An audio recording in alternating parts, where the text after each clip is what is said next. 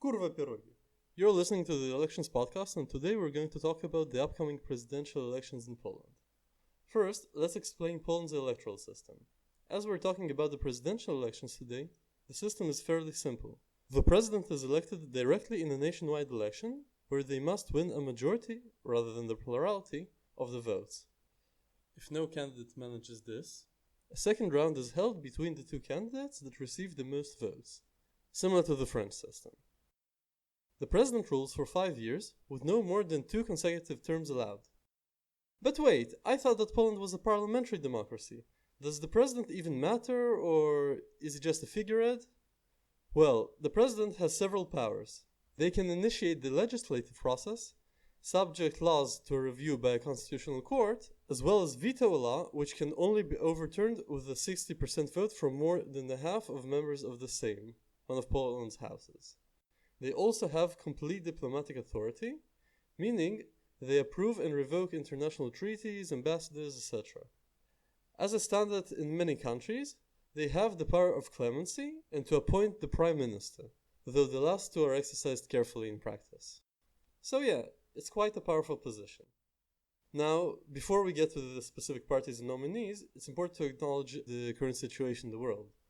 These elections were originally scheduled for the 10th of May, but they were postponed due to the global outbreak of COVID-19. It was also proposed to have elections by mail, but this was rejected, and now voting by mail is optional. Although if you're in a quarantine region, it's not. Let's now take a brief look at Poland's history. As in the case of Israel, we're not going to cover the entire history of the country, only its modern incarnation. Poland was wiped out of existence during World War II, after which it was recreated as a Soviet puppet state, with the ruling party being the Polish United Workers' Party, along with several satellite parties. During this time, massive population transfers were going on in Eastern Europe. Germans and Ukrainians were expelled into their respective countries, and Poles from the Soviet Union were expelled into Poland. As a result, today Poland is one of the least ethnically diverse countries in the world, with 98% of its citizens being ethnically Polish, and 87% being Catholic, when another 10% are irreligious. The Polish United Workers' Party continued to rule until 1989, when a massive wave of strikes forced the government to allow domestic elections and to allow the labor union, Solidarity, to become a political party. I'm not gonna get into the party history too much, since this is a presidential election, but these two parties are important to know, since many of the modern Polish parties descend from them. The Polish United Workers' Party dissolved in 1990, and its inheriting parties switched from Marxism-Leninism to forms of leftism more familiar in the West.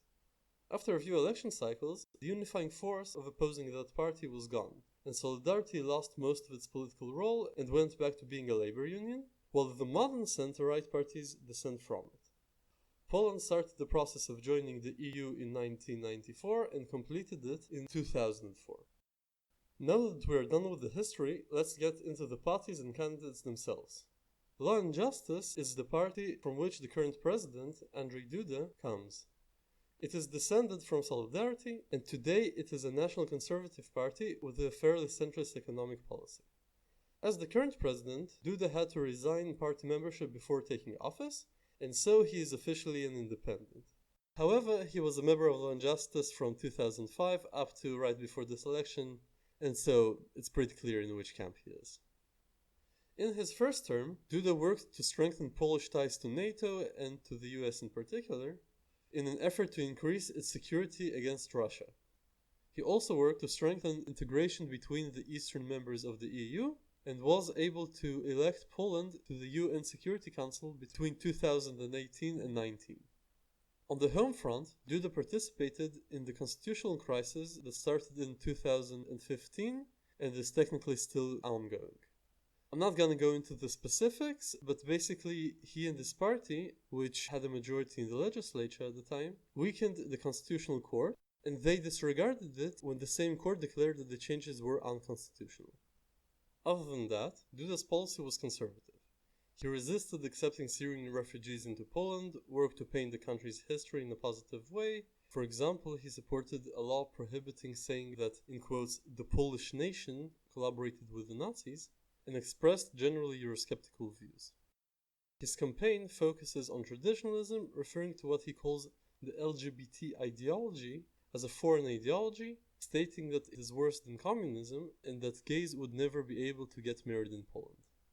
As of the writing of this video, he is projected by the polls to get 42% of the votes in the first round. Civic Platform is another splinter party from Solidarity. It is a pro-European and fairly centrist in practice, though it holds neoliberal views. Their candidate, Rafał Trzaskowski, is a PhD in political science, and his previous career includes being elected to the EU Parliament in 2009, Minister of Administration and Digitization in 2013, and a member of the Sejm in 2015. A major feature in both his term as mayor and presidential campaign is his liberal social views.